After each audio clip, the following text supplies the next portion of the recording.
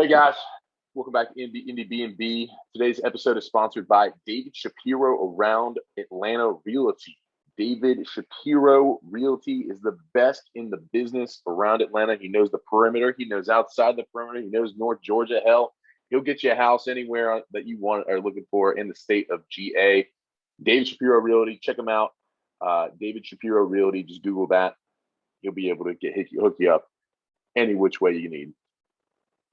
Tonight, we've got Jennie Lawless from Los Angeles on the podcast. She's just released an EP called I'm Here to Make Friends. Very dreamy artist and big Candy fan. Was very excited about her and her Candy love. We're going to get that tape motherfucking rolling.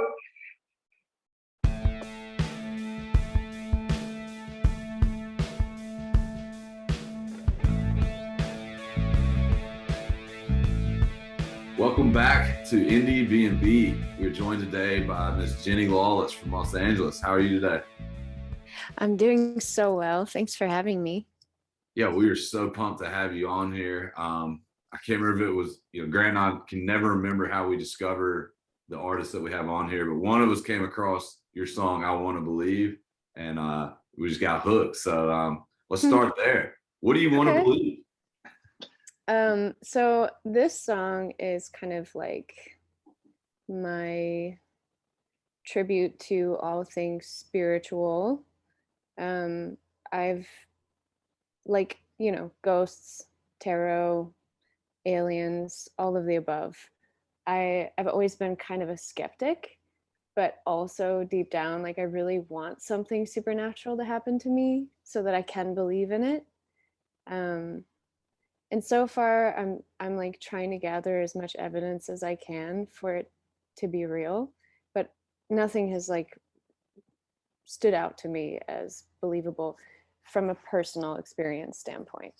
But I even 1 year I did a ghost tour in downtown Minneapolis. I led the ghost tour, and I learned all the scary stories about downtown Minneapolis, and I would ask all the participants of the tour to tell me their own personal ghost stories. So I've been gathering all of this data, I guess, because I really want to believe, but I'm still such a skeptic. But also I've gotten more into the spiritual side of life as I've gotten older. Tarot is a great example of that. Astrology. I live in LA. People are obsessed with astrology in LA, especially in the queer community. And I think that's true everywhere in the queer community.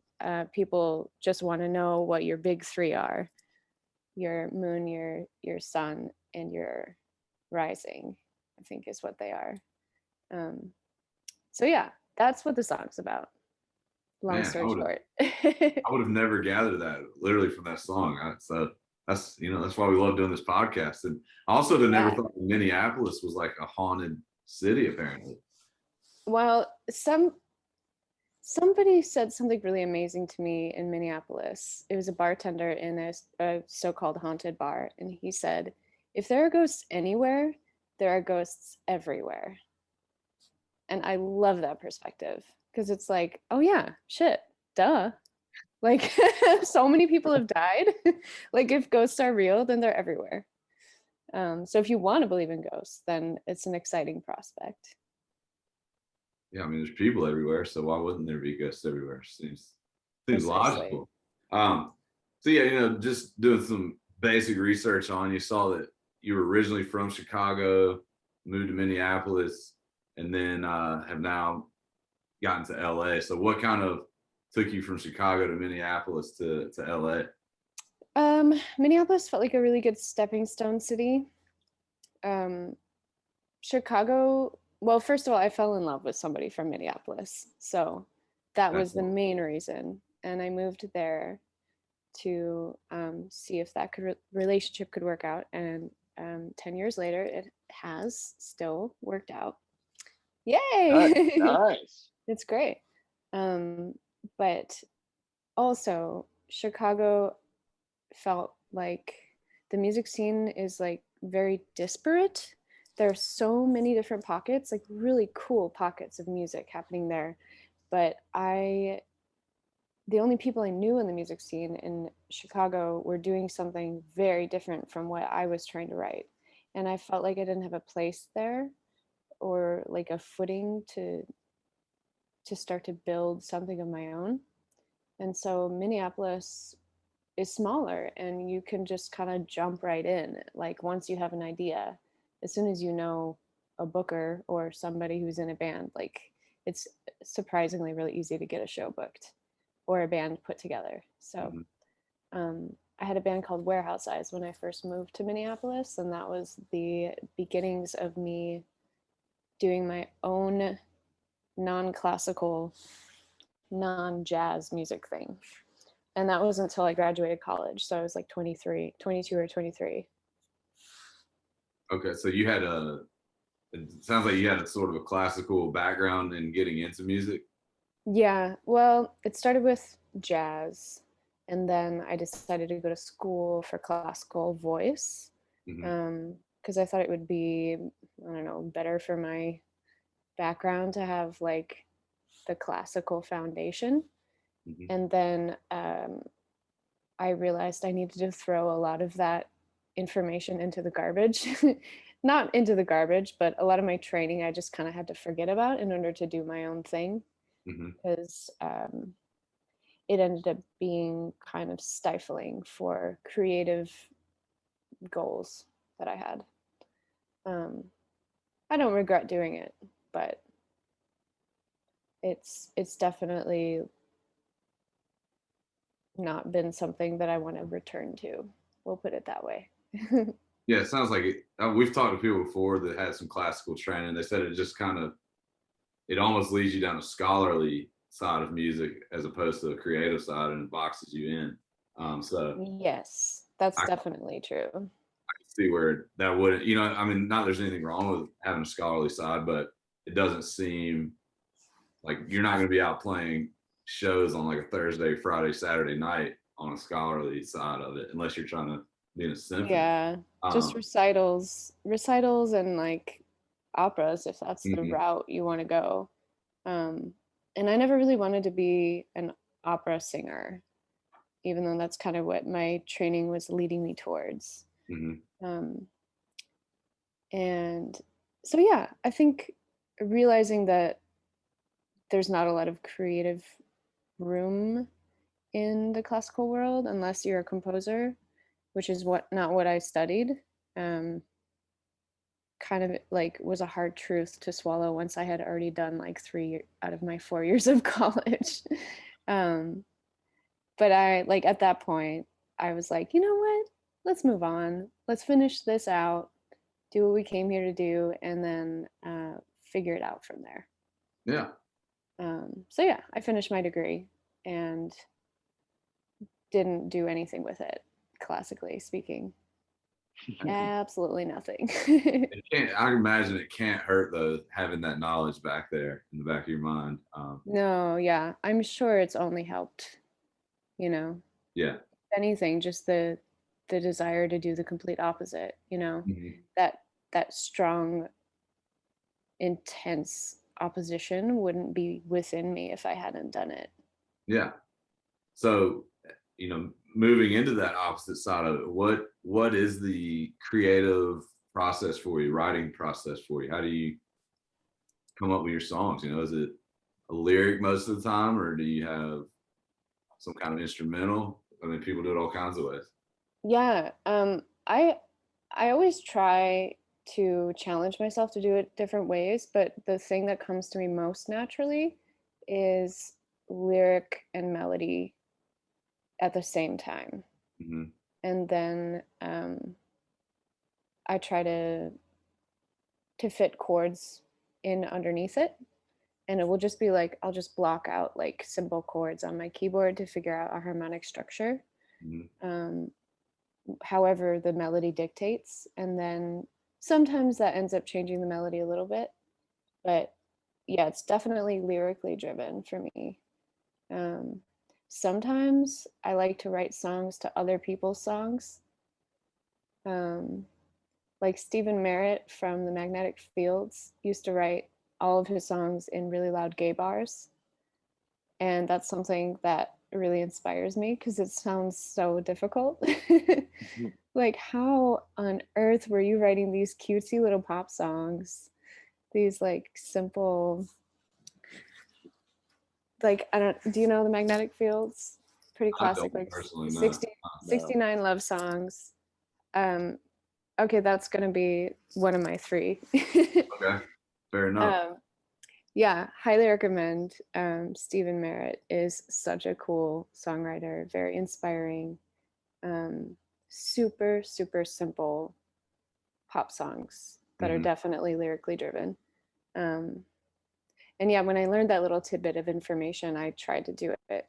And it's not like the first thing that I go to when I try to write a new song, but like if I happen to be alone in a public space and I'm feeling like the quirky star of my own movie, then I try to do something like that. So what yeah, were you mentioned Warehouse Eyes earlier. Was that more of a full band, like where everyone was collaborating, or was that more still a solo project? that was me and my partner Okay. co-writing together, but it started out with just his songs. And then toward the end of that project, I started to try to write more, but not having had the experience of being a band leader, it was really difficult for us to try to change those roles, which is why ultimately we decided to just disband that project. And that is how Jennie Lawless was born. Because that was my Facebook name actually for a really long time. Lawless is not my real last name. My real last name is Lallam. It's a very close. But everybody in Minneapolis when I moved there just thought that was my real name. So they would put that on bills or like on interviews and stuff that I would play or record or whatever. And so I was like, I guess this is who I am to Minneapolis. So it seems simple enough to be that. But the name's inspired by Lucy Lawless, aka Xena Warrior Princess. I don't know if you remember that show from the 90s. Oh yeah. It's great. I recently returned to the pilot episode of that show because they put it back on Netflix like maybe a couple years ago, and it was so cringy in the It didn't best. hold up? No, I think it did, but it was very cringy still, like because it was so 90s, like medium budget TV production. Like I can't explain it, but it was cringy. And I loved it. Yeah, so that's Jennie Lawless. Warehouse Eyes is kind of like, it was a good place for me to kind of grow as a performer, as a non-classical performer. I got to like play keys and sing at the same time, which I never did before that. And I mean, I did alone, like in a room where no one could see me, but like never on stage. And so I learned a lot of lessons like compounded into one project, and including like how to be in a studio and record an EP, because we recorded like 2 different EPs with that band. And I was a singer and I played keys, and my partner also played keys, and then we had a bass player, guitar player, and a drummer. So it was a pretty big project, and we played a lot of shows. We did a couple tours. We even played Atlanta once. Where'd you play? What is it called? I don't remember. How big was it? It was a medium size, like a small to medium sized venue, and there was a restaurant on one side and a venue connected. Terminal West. Maybe. Let me Google Terminal that. West or It was cool, actually. I think that's Terminal West. The restaurant on one side, you get the station side piece right there, and then there's a wedding venue in there. I don't know about a wedding venue. Oh, it could have been Smith's. Could have been Smith's. Yeah, Smith's Old Bar. Smith's sounds more like it. I think it was Smith's. That's Grant's like favorite place on the earth. That is that's a place I spend a lot of time. I'm looking at the pictures. Yeah, that is where we played. We played at Smith's Old Bar. Oh man, I live right down the street from Smith's Old Bar now. I'm a big Smith's guy. That's awesome. I love that you figured out that venue so fast. That is so cool. Yeah, that would have taken me a million years to like search through old posters. Because that would have been like, I think 2015 or something that I played there. Oh man. Yeah, touring is hard for indie artists because it's just a money suck. You're lucky if you break even. Yeah. Because a lot of times you're playing shows in towns where people don't really know who you are. And so you're just like this rando stranger coming through, hoping that like 10 people will come through and pay a cover. But that's part of what this whole podcast is about. It's not only, the dream of giving you a place to stay where you can save a few bucks on not having to get a hotel or having to sleep in a van, but it's also to help you get some more listeners. So, anytime there's some bands coming soon that we're gonna like, that we've had people on, and we're gonna get as many people as we can to these shows. So, that's I something love we that. like to ask on here is like, what is something that us as Indiebnb can do to help indie artists in any way possible? Definitely that, like real in-person interactions with people, I think is because there's so much music floating around the internet that like and there's a lot of really good stuff. Like I'm not trying to say that there's not like a million other really special artists. I think that's what makes finding new music so challenging. So having a curator that you trust, like bringing new music to you or underground music, like I love that. I have certain friends that I reach out to because it can be overwhelming to me to find new music. And I'm like, hey man, like what are some albums you've been listening to lately? And that kind of trust in somebody's taste doesn't like it's not the same on a Spotify playlist of Spotify algorithm generated thing. It's just not the same. So yeah, that's amazing if you can actually get people to show up in real life, because once they see you, there's like kind of a dedication. Like we have a relationship now that I've performed for you and you've stood there watching me. And that's a really magical connection. That's like one of my favorite things about being a performer is that spiritual place that we both go to when we let ourselves get lost in the music and in the moment, because it's never the same performance twice. Yeah. What is like a performance? I mean, obviously it might not have hasn't happened probably for a little bit, but I mean, Jennie Lawless. I mean, what's the vibe whenever I go to a show? I mean, what should I expect? What can I expect from you? Are you, I don't know. I mean, what has it been in the past? Well, I just played a show in July actually for my EP release, and it was the best show that I've ever had or played, and I put it all together myself, which I've never done before, in a friend's backyard. It's like this huge backyard in Silver Lake. He rents this house with a few other guys, and the yard itself was designed specifically for shows. Basically, the guy who owns the house, who's not my friend, he's a landlord. I think he's some sort of like music manager or something. So he designed the backyard for performances. And I had no idea when I asked him, or when he asked me if I could play. I was like, yeah, you have an amazing yard. Let's do this. And then before I knew it, it was this huge event. There were like 4 performers. Somebody did like a guided sound bath meditation at the beginning. I had 2 tattoo artists doing pop-ups in the yard. Somebody was doing a photo booth. There was a vegan food pop-up, and a friend of mine was bartending, and like it was just very, very special. And everybody there had such a good time. And it was like before the Delta variant started becoming a thing with COVID. And so it was like this really sweet spot of we're doing this again. Like, it's a show and we're here and we're hugging and it's magic. And yeah, it was cool. And I had a 5-piece band, which usually it's just 3 of us. It's me and Kristen and Jamie. uh, Kristen plays drums, Jamie plays bass, I'm on keys, and I use a vocal looper to add some layering to my vocals and harmonies and loops and effects. And I don't play to tracks, but I'm not against it. Someday, if I ever want to play like fully solo, I would be open to that.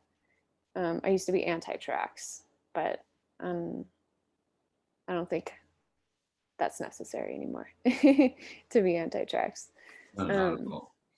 But yeah, this show was great because I had Jamie's boyfriend, Jason, plays guitar and saxophone, and I randomly have a lot of saxophone in my songs, so he learned all of those parts. And my partner Chris was on keys, so I could focus a little bit less on playing and more on singing and just performing. And it was really cool. We did a cover of this viral TikTok, "Here Comes the Boy." Have you heard it? Here comes the boy. Hello, boy. Welcome. There he is. He is here. And it's just this lady singing to her cat. But people duetted it like a million times. And somebody did like beautiful piano arpeggios. And then somebody added like another like jazzy instrument, and it just like kept going forever and forever until there was like an orchestra of people playing. I'll send it to you guys. It's That so sounds sick. but we did a live version of that with the saxophone and keys and bass and drums and singing, and it was like the intro to the show. And I'm very grateful to have enough friends that knew that specific reference, so there were a lot of laughs and like just pure screams of joy when it happened, and it made me so happy to be able to do that. And I'll never be able to do it again because that's the world of viral internet. You just can't repeat that stuff. It's a one-time magic thing. Had to be There'll there. be something new. There'll be something new. Be there. There will be something new. You mentioned your EP, "I'm Here to Make Friends." Let's get into that a little bit. What went into deciding to release that when you released it, and what went into making it? That EP started during quarantine. Actually, I think there were only 2 songs on that EP that I had written pre-COVID and hadn't recorded anything yet. And so when COVID started, when we realized that we were going to kind of be trapped there for a little while, I started a pod with one of my good friends, Maddie, who produced the EP. And so I was able to have like a second home by being a pod mate with him, so I wouldn't lose my mind in a 1-bedroom apartment living with another person. And Matt and I got together like pretty religiously for a while, just working on these songs together, producing them. And then I would go and I would write another one, and sometimes I would demo it out first, like a little recorded demo, and then bring it to the table. And one of them we recorded fully together. That's the very last song on the EP. But all the songs on the EP are pretty much like, they're all about relationships of different types. Like the first one, what is my track listing? "I'm Getting Younger." I'm Getting Younger. That's the relationship to self. Mm-hmm. The second one, You Remind Me to Change. That's a relationship to a lover. The third one, Notice a Visit, relationship to community. The fourth one is a relationship to a close friend, Annie. And the fifth one is a relationship to grief, to somebody who's passed. And all of it is introspective, like just that time that that a lot of us were forced to have, like, you know, I feel lucky in a lot of ways that I was forced into unemployment because I was working in restaurants, like bartending. Um, I feel lucky that I didn't have to keep working during those many first months, because I think I really needed some of that quiet introspection, because the world moves so fast and it's so overwhelming, and it's really, really hard to look at yourself in a deep, meaningful way. Even as a songwriter, like, I'm already trying to do that. Like, most of my songs are me processing something personal, you know, but like these songs in particular are like pretty raw, and I don't know if I would have like taken them to that next level if it hadn't been for all that time just like really you know, staring into a deep ocean of emotions. Yeah. So yeah, I feel lucky that some art came out of it, because I was really trying not to pressure that. And in fact, the EP was done, like fully done, by December, but I didn't feel ready emotionally to release it because it felt like there was no reason to do anything, to put anything out, because there was no known future in music. And I was pretty depressed about it, like really depressed. I still am. I still get depressed about music like all the time. I cry about it constantly. Music, you know, I don't know if you guys relate. Well, you can see it pour out in your music. I mean, one of the things that really stuck out to me on that EP was, you know, obviously it's got such a sort of, what I kept coming to was sort of a dreamy feel throughout it. But then you get to Simple Crimes, and I just saw like an organic, like rawer side of you that it felt, not that there wasn't emotion running throughout of it, but I could really feel it in that song, and I can tell that. I Yeah, don't know that if one was the one where I really pushed myself, because I never thought I was going to record that song. I still don't know if I'll ever be able to perform it live. It's about my brother that passed away like 10 years ago. To hear that. Thank you. And yeah, it's still like, I think grief is something that exists outside of time, where like if something reminds you of a person, it can hit you and it's suddenly like you're there again, like finding out for the first time that they're gone. And that song, every time that I listen to it, I'm like, whoa, like holy shit, this just happened. And I don't know how we did it. I don't know how I was able to sing it. And so it gives me this sense of awe, like, where did that come from? And who made this? Which, you know, I think that's the magic of letting yourself get lost in something like music or art, and really allowing yourself to get raw, because it's fucking scary to be vulnerable.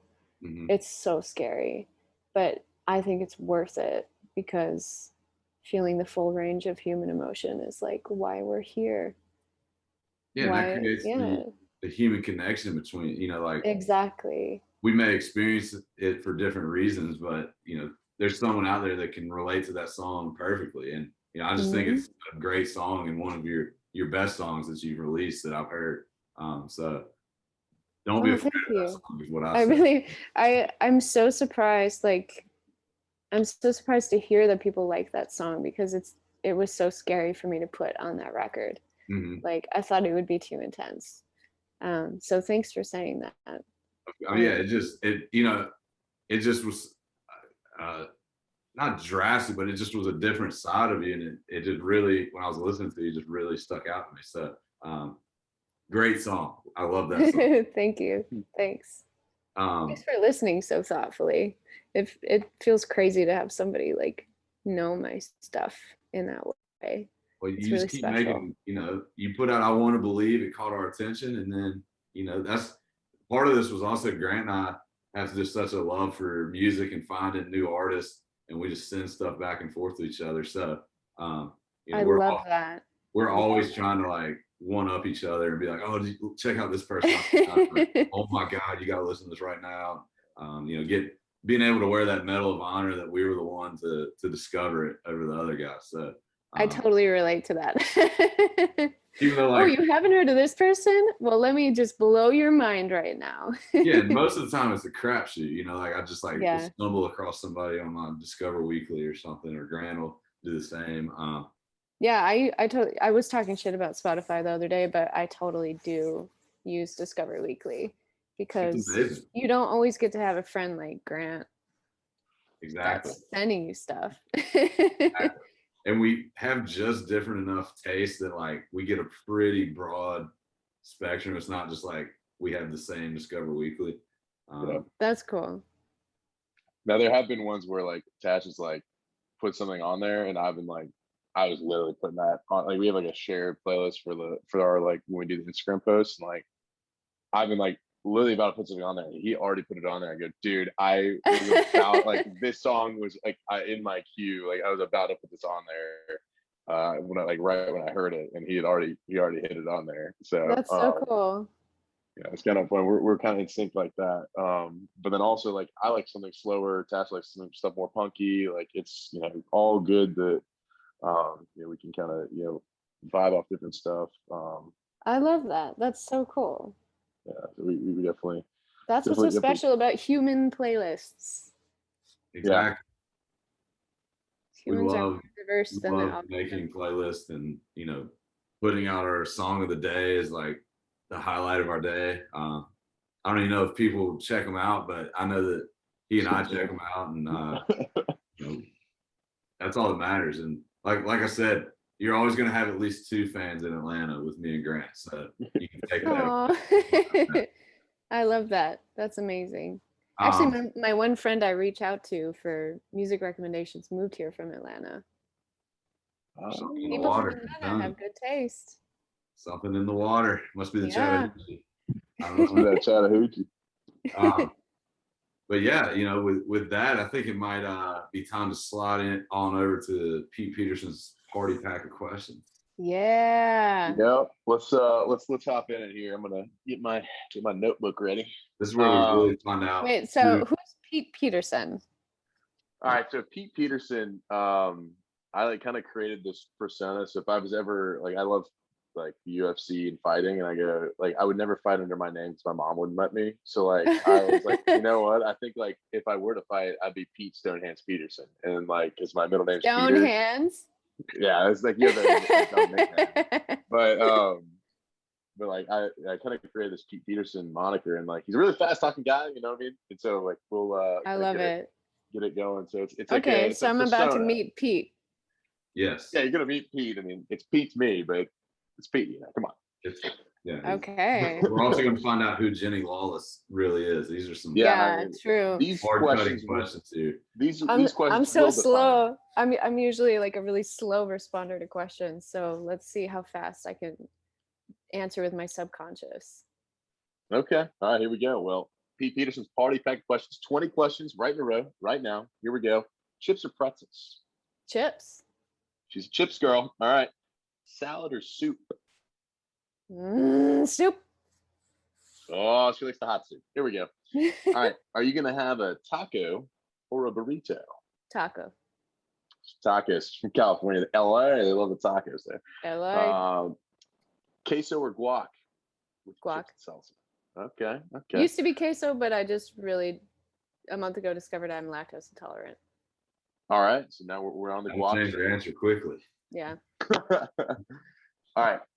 Popcorn or candy when you're at the movie theater? What are you going to? Oh my God. Popcorn. All right. To the land of film. If it wasn't a movie, I would say candy. Okay. All right. We'll come back. Am I allowed to say this, or do I just have to be fast? No. Okay. We love the banter. No. Okay. All right. Do you believe in aliens? I think we went over this earlier, but I mean, I just want to make sure we got the correct. I want to believe. She wants to believe. Grant. Come on. God. All right. What about love at first sight? Yes, I fall in love constantly. All right, all right. Do you eat donuts or bagels? Donuts. Well, All both, right. but If Jennie Lawless is rolling into a party, are you more likely to do the worm or the robot? robot. Robot? Okay. All right. Have you ever seen the orange peanuts in the gas station and eaten them? They're called circus peanuts. Do you like them? I have eaten them on more than one occasion. I don't know how I feel about them. Dagger in my heart. You like them? Oh my God, they're my favorite candy. I just love candy. I really do. And I don't discriminate. You know, Okay. like people love to hate on stuff. I really like Good and Plenty's, which is like a total grandma candy. People I have like strong feeling. You like Good and Plenty's? I do. I will eat. Grant. I like because I like black licorice. I love. Me too. I'm I on the. I'm on really the. love black licorice, but people, when I tell them I like Good and Plenty's, get personally offended. And I'm like, It's the what's same it to thing. you, man? That's how he is with circus peanuts. We're all That's how people get mad. People get mad at me for eating circus peanuts. I showed them my office circus peanuts. They laughed me out of there. But all right. No, I if you handed me some circus peanuts, I would eat them, and I probably would have fun. That's what I'm talking about. All right. Do you think robots are going to take over the world? I fear it. Okay, but you don't think it's going to happen? I mean, I think it's very possible because they keep getting smarter, like AI, you know. The more information we feed it, the more it becomes like us. But I mean, I don't know. I don't know if like a Black Mirror future is really gonna happen first before the world burns and we're not around anyway, you know? Take ourselves out first. Yeah. And the robots will probably melt in the fire, you know what I mean?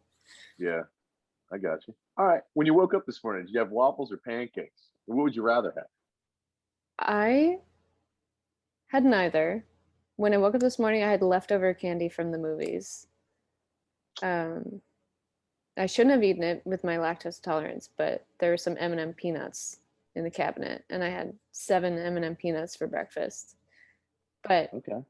between waffles and pancakes, otherwise, I would do pancakes, ideally with chocolate chips or blueberries. Okay.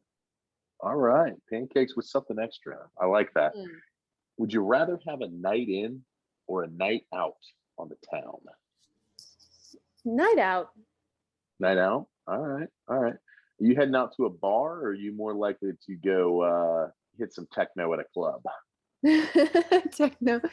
No, I don't really go to the club very often. I like talking.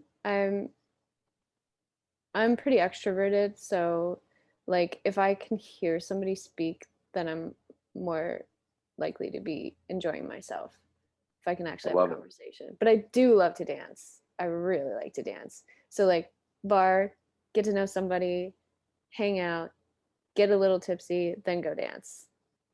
I like it. That's a good formula. That's a formula I've followed many times and have had a lot of success with. So great.